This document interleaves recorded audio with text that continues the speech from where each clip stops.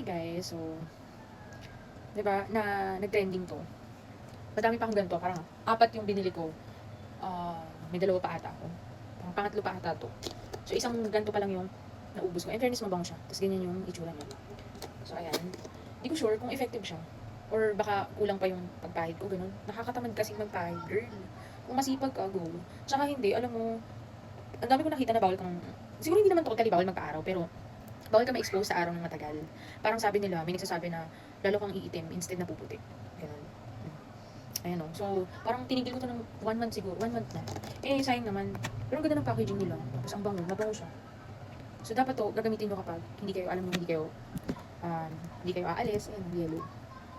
Hindi kayo maaarawan, mga ganyan. Ganyan siya. Malagkit siya sa una, of course.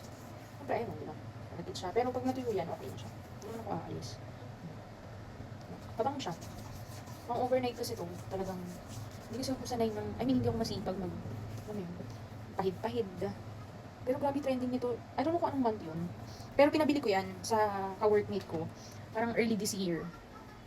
Nagkailan siya. Tapos parang, mas mura doon, syempre, doon kasi galing yan eh.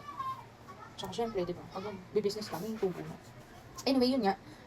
So nagpabili ako kasi nga, trending. Pati yung Alada, dami ko pang pinabili. Hindi ko sure, parang hindi ako hiyang sa Alada eh. Parang mas hiyang ako doon sa Gisha, na sabon. Ang hirap lang humanap ng stocks sa grocery store. Ayan, ang bango niya. Yung kulay niya.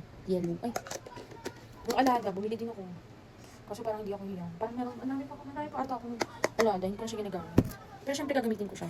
But not now, nawala na ako ng gana. Pero ito, gagamitin ko siya ulit. Tingnan natin kung may changes talaga. So parang may 2 pa akong bote, pangatlo pa to. Ito, nabawasan lang. Ganda ng packaging niya, no? Parang lately, hindi naman na siya trending. Pero nag-trend siya. Anyway, yun lang. Share ko lang sa inyo. Bye.